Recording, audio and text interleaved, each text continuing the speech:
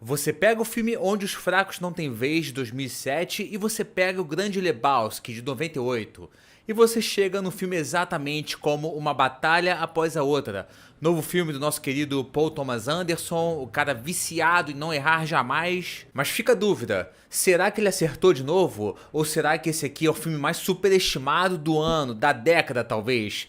Eu gosto de pensar que todo filme realmente bom, ele deveria ser fácil de dizer que é bom, sabe? Você sentou, assistiu, acabou o filme, é isso. É foda, é bom e tá. Deveria ser assim. Mas uma batalha após a outra, eu acho que não tem essa mesma flexibilidade, vamos dizer assim. Isso não é novidade pra mim com alguns filmes do PTA. Eu lembro de quando eu assisti Embriagado de Amor, eu não consegui definir tão rapidamente se eu gostei ou o quanto eu gostei, mas hoje eu adoro. Por outro lado, existe Sangue Negro, que é um clássico instantâneo quando você assiste, é incontestavelmente um filme foda logo de saída, sem contar que tem uma das maiores atuações que eu já vi na minha vida. E o PTA, ele pode não ter aquela assinatura tão evidente assim, né? Mas os filmes dele são muito marcados por construções intensas de pessoas em crise.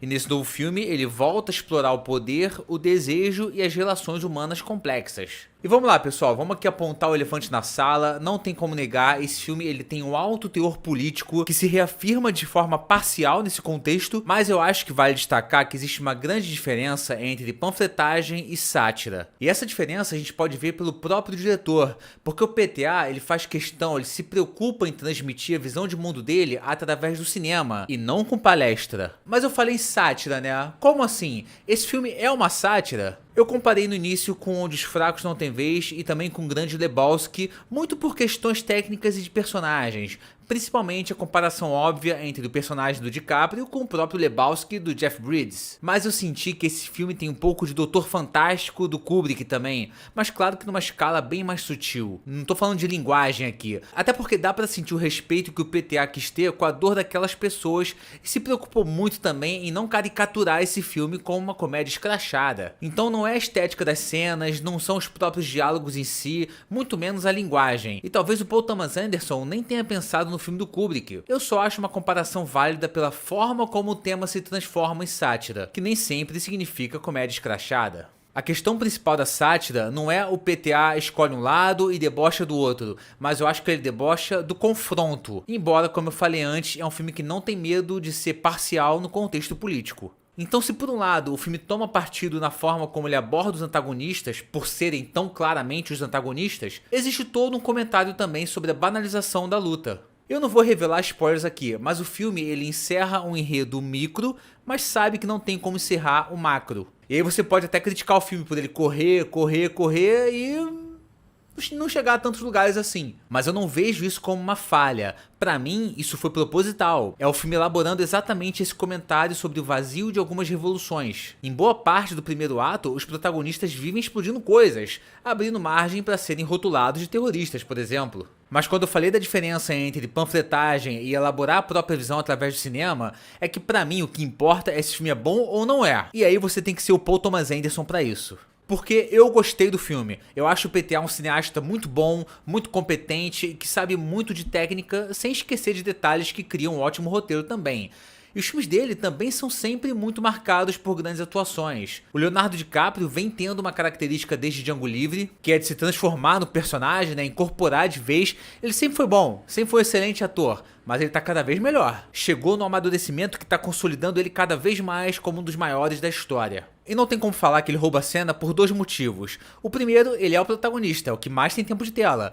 O segundo, é que ele tá rodeado de um puta elenco. O personagem do Benício Del Toro tem poucas cenas, mas são todas muito boas, principalmente pela calma dele em lidar com situações super intensas. E tem também já a minha torcida pro Oscar de ator coadjuvante, né? O Sean Penn. O personagem do Sean Penn, ele é muito mais unidimensional do que o Daniel Plainview, por exemplo, de Sangue Negro, que pra mim era o vilão daquele filme. O Sean Penn chega quase a ameaçar um lado a mais, mas não, ele é uma figura antagônica unidimensional que funciona muito bem. Ao mesmo tempo que é um personagem meio abobalhado, ele também é assustador e intimidante.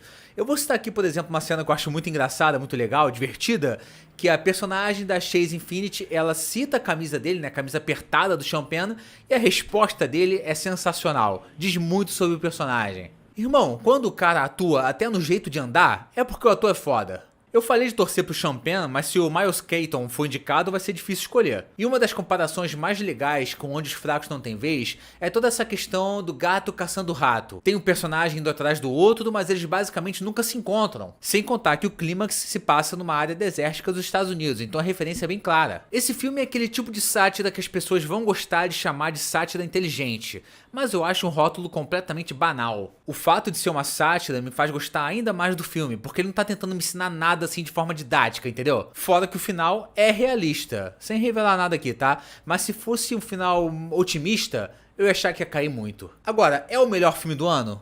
Pra mim não, eu acho também que ele não vai definir uma década, eu acho que daqui a 5 anos, quando a gente for fazer a lista dos melhores filmes da década, ele não vai estar presente, mas ele tá no meu top 5 aí de 2025, tá? Eu gostei muito. Mas agora eu quero saber a sua opinião, o que você achou? O filme te irritou? Você adorou o filme? Comenta aí embaixo, eu quero saber a sua opinião, vou responder todos os comentários, e se por acaso não nos virmos, bom dia, boa tarde e boa noite.